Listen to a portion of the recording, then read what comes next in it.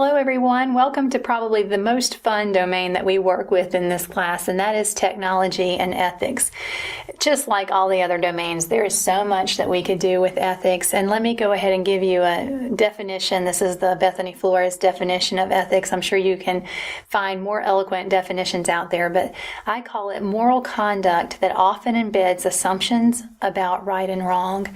And so when we talk about technology and ethics, there's so much that I wish we could meet up synchronously or around the table as professionals, as colleagues, and discuss even some cautionary tales that we've come across in our leadership careers. But let me tell you some of the things that we'll be working with in this domain, some of the project and discussion assignments, some of the case studies revolve around these areas.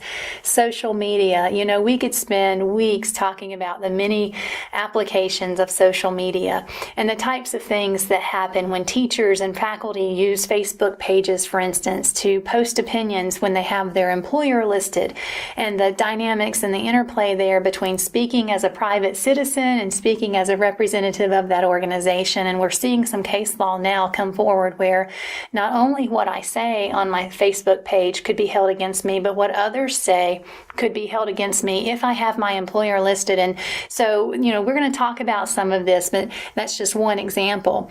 Let's talk also in this class, in this domain of ethics, about the open access. There's a big push to give open access to everyone to the internet. And we know as a society, we're seeing doctors are reporting, and especially family counselors are reporting that there are pornography addictions even as young as at the middle school level.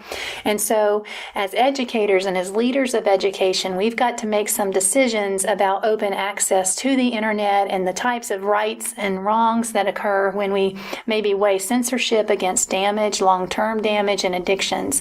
Not just pornographic addictions, also gaming addictions. Those are a little less dangerous, they say, according to doctors and counselors, with regard to relationship abilities and interpersonal dynamics. The gaming addictions aren't nearly as concerning to medical professionals these days as the pornography addictions are.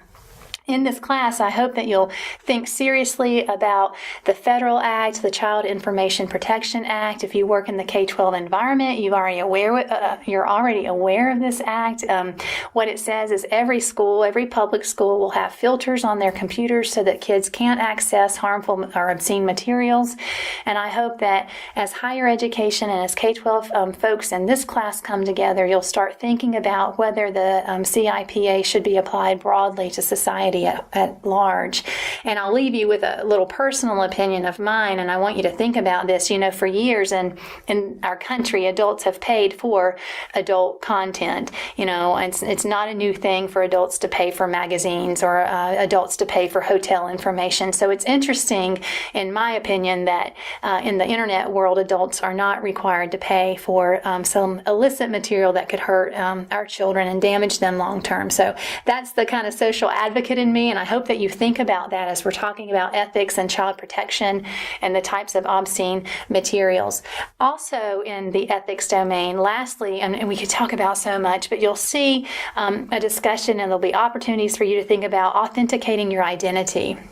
So how do I know that that's you online submitting that paper? It's not your spouse or your friend down the road that you've bought a case of beer for to submit for you. So how do I know that's you online?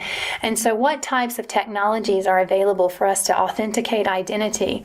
And with that brings up another very important ethical dialogue, which talks about bioethics, because some of the authentication of identity, for instance, retinal scans or fingerprinting, also could contain biomedical information on a human.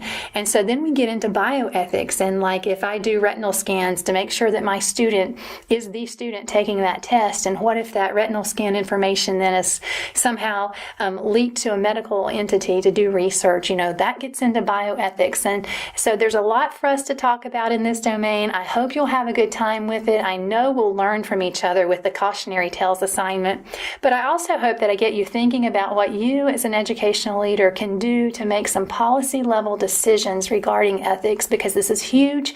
It's what we live in, and we've got to come together, I believe, at this time as not just K-12 educators and higher educators, but really leaders across our country need to make a policy level recommendation on some of these issues. So I'll see you online soon. Take care.